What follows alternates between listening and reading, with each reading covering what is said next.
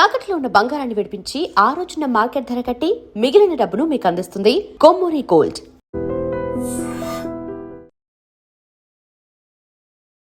వనస్థలిపురంలో నిన్న సునీత అనే మహిళను అత్యంత దారుణంగా మొదటి భర్త అంటే ఆమె పెళ్లి చేసుకున్నటువంటి భర్త మహేష్ చేతుల్లో చనిపోయింది అనేటువంటి వార్త మనం చూసాం. అయితే అసలు ఎందుకు చంపాడు ఏంటి అనేది కూడా పూర్తి విషయాలు ఇప్పుడు వనస్థలిపురం పోలీసులు వెల్లడించిన పరిస్థితి. ఏం జరిగింది ఏంటి అన్నప్పుడు యాక్చువల్లీ పెద్దపల్లి జిల్లాకు చెందినటువంటి ఈ మహేష్ అనే వ్యక్తి మహారాష్ట్ర చంద్రాపూర్ జిల్లాకు సంబంధించినటువంటి ఈ అమ్మాయి ఎవరైతే ఉన్నారో సునీతను 2022లో మ్యారేజ్ చేసుకున్నాడు. యాక్చువల్లీ కెనడాలో ఉంటాడు మహేష్. కెనడాలో ఉన్నప్పుడే సునీతతోని మ్యారేజ్ అయింది 2022లో. సో అక్కడ జాబ్ ఉంది, కెనడా వాసి, అక్కడే స్థిరపడాలి అని అనుకున్నారు. మ్యారేజ్ తర్వాత సునీతను కూడా తీసుకెళ్ళి అక్కడే ఉన్న నేపథ్యంలో ఇద్దరికి పడలేదు. ఇద్దరి మధ్య మనస్పర్ధలు వచ్చాయి. అట్లాగే కొడుతూ ఉండేవాడు, తిడుతూ ఉండేవాడు అనేది సునీత వర్షన్. దీంతో ఆమె తిరిగి వచ్చేసింది 8 నెలలకే. అంటే 22లో మ్యారేజ్ అయితే 8 నెలలకే తిరిగి వచ్చేసింది. అంటే 2023లో అలా తిరిగి వచ్చేసింది. దీంతో తిరిగి వచ్చిన తర్వాత ఆమె నివాస ప్రాంతం ఏదైతే ఉందో చంద్రాపూర్లో మహేష్ మీద కేసు పెట్టింది, గృహహింస కేసు పెట్టింది. అట్లాగే విడాకులు కావాలి అని కేసు అయితే నమోదైంది. దీంతో చంద్రాపూర్ పోలీసులు మహేష్ మీద లుకౌట్ నోటీసులు జారీ చేశారు. సో కేసు ఉంది కాబట్టి మహేష్ కెనడా నుంచి వచ్చి ఈ కేసు హియరింగ్కి సంబంధించి ఆయన రావడం జరిగింది. దీంతో విడాకులైతే మంజూరయ్యాయి, కానీ గృహహింస కేసు ఏదైతే ఉందో ఆ గృహహింస కేసు మాత్రం అలాగే ఉండిపోయింది. ఆ కేసు వాదనలు ఒకవైపు, ఇంకోవైపు ఏమో మహేష్ ఆల్రెడీ విడాకులకు సంబంధించిన స్ట్రెస్లో ఉన్నాడు.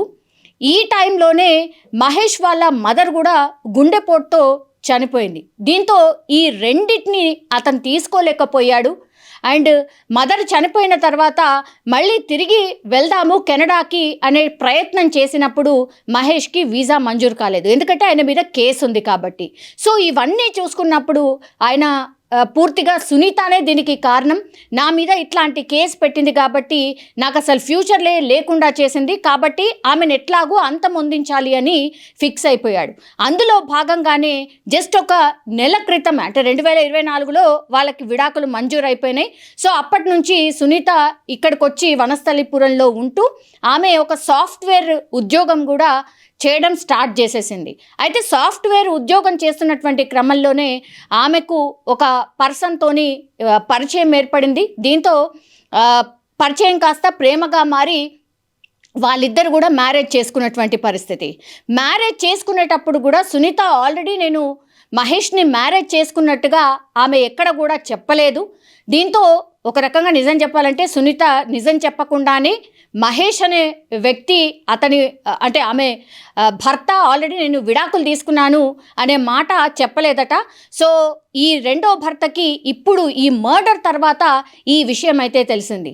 దీంతో మహేష్ ఏం చేశాడు, ఇంకా లాభం లేదు, ఖచ్చితంగా ఎక్కడుంది ఏంటి అనేది కూడా ట్రేస్ చేయాలి, ఆమె జీవితాన్ని కూడా నాశనం చేయాలి అని డిసైడ్ అయినట్టుగా పోలీసు విచారణలో చెప్పినట్టుగా చెప్తున్నారు. ఆ తర్వాత ఏం చేశాడు, నెల క్రితమే ఆయన వనస్థలిపురంలో ఈ సునీత ఉంటోంది, అది ఇంకో అతన్ని మ్యారేజ్ చేసుకొని చాలా హ్యాపీగా ఉంటుంది అని కొంతమేర ఇన్ఫర్మేషన్ లాగిన తర్వాత కరెక్ట్ ఎగ్జాక్ట్లీ 1 మంత్ క్రితమే దగ్గరలో ఉన్నటువంటి ఒక హాస్టల్లో రూమ్ తీసుకొని ఉండడం స్టార్ట్ చేశాడు మహేష్. తర్వాత ఈమె ఎక్కడుంటోంది, ఎవరెవరు ఉంటారు, ఏ టైంలో ఎవరు ఎటు వెళ్తారు అనేది కూడా పూర్తి ఇన్ఫర్మేషన్ తీసుకున్నాడు. అంటే ఒక రకంగా రెక్కీ నిర్వహించాడు. 3-4 రోజుల క్రితం అయితే పూర్తి స్థాయిలో రెక్కీ నిర్వహించాడు. ఏ టైంలో ఎవరెటు వెళ్తున్నారు, ఈమె ఏ టైంకి వెళ్తోంది, ఆ ఇంట్లో ఎవరెవరు ఉంటారు అనేది కూడా పూర్తి స్థాయిలో ఇన్ఫర్మేషన్ అంతా గ్యాదర్ చేసుకున్నాడు. దీంతో పథకం ప్రకారం ఈ-కామర్స్ సైట్ నుంచి ఈ కొబ్బరి బొండాన్ని కట్ చేసే కత్తి కావచ్చు, దాని తర్వాత పెద్ద పెద్ద రాక్స్ని కట్ చేసేటటువంటి మిషన్ కావచ్చు, ఇవన్నీ కొనుగోలు చేశాడు మహేష్. ఆ తర్వాత ఖచ్చితంగా ఈరోజు వెళ్ళి నేను మర్డర్ చేయాల్సిందే అనుకున్నాడు. 12 గంటల ప్రాంతంలో, అంటే వనస్థలిపురంలో మర్డర్ జరిగిన రోజు 12 గంటల ప్రాంతంలో నిన్న ఆయన కార్ని రెంట్కి తీసుకొని సెల్ఫ్ డ్రైవింగ్ చేస్తూ వనస్థలిపురం ఆమె అపార్ట్మెంట్ దగ్గరికి చేరుకోవడం జరిగింది.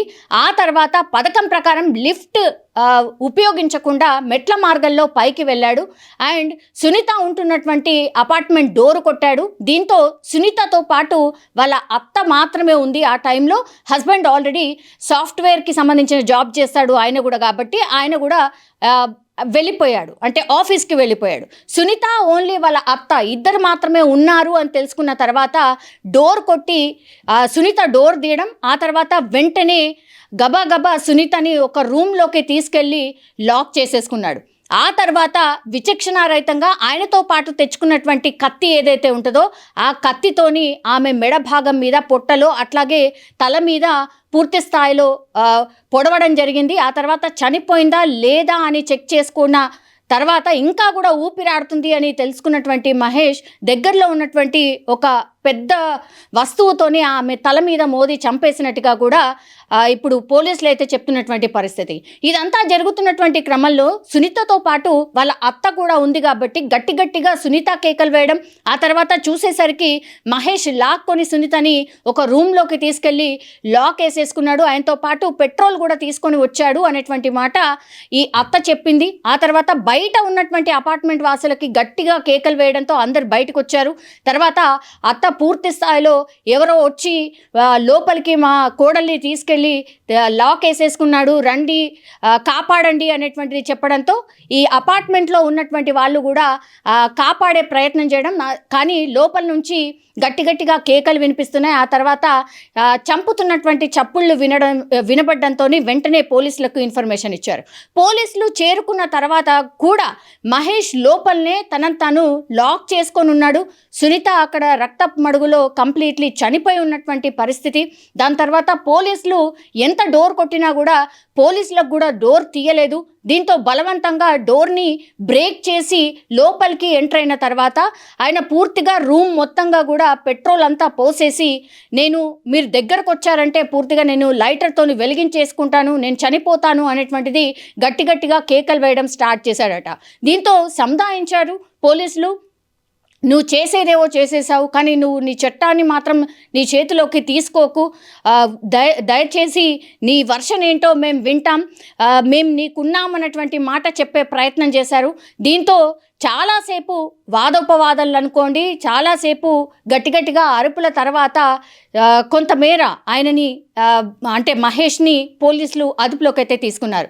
లేదంటే ఇంకో అనర్థం కూడా జరిగిపోయేది. ఎందుకంటే అపార్ట్మెంట్లో పూర్తిగా పెట్రోల్ మొత్తం పోసేసి ఉన్నాడు. ఒక్కసారి లైట్ చేసి ఉంటే మాత్రం పూర్తిగా అపార్ట్మెంట్లో ఉన్న వాళ్ళకి అట్లాగే అక్కడ ఉన్నటువంటి వాళ్ళకి కూడా పెద్ద ప్రమాదం జరిగేది.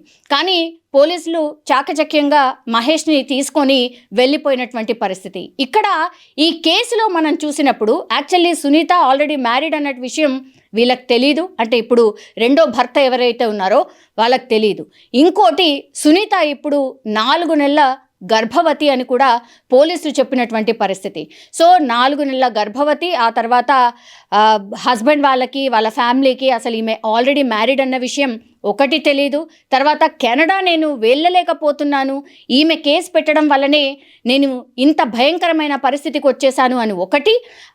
ఈ కేసు నడుస్తున్నటువంటి క్రమంలోనే అలా అంటే మహేష్ వాళ్ళ మదర్ కూడా చనిపోవడంతో పూర్తిగా డిప్రెషన్లోకి వెళ్ళిపోయాడు. కాబట్టి ఇదంతా చేసుకొని వచ్చినట్టుగా పోలీసుల విచారణలో మహేష్ చెప్పినట్టుగా కూడా చెప్తున్నారు. ఇంకా విచారణ అయితే కొనసాగుతోంది. మహేష్ ఒక్కడే ఉన్నాడా, లేకపోతే ఇంకెవరైనా సహకరించారా, ఇంకేమైనా రీజన్ ఉందా, ఈ కోణంలో అయితే పోలీసులు అయితే విచారణ చేస్తూ ఉన్నారు. కానీ ఆయన చెప్పిన దాని ప్రకారం నేను సునీతను చంపడానికి కారణం ఇదే అన్నటువంటి మాట మహేష్ చెప్పినట్టుగా కూడా చెప్తున్నారు. ఇప్పుడు ఈరోజు అతన్ని హాస్పిటల్లో పూర్తిగా టెస్టులు చేయించిన తర్వాత కోర్టు ముందు హాజరు పరచబోతున్నారు. ఆ తర్వాత ఏముండబోతోంది, ఫర్దర్గా ఈ కేసులో ఏం జరగచ్చు, అండ్ వనస్థలిపురం పోలీసులు కూడా ఈ కేసుకి సంబంధించి మీడియాతో పూర్తి వివరాలు చెప్పే అవకాశం అయితే కనిపిస్తోంది.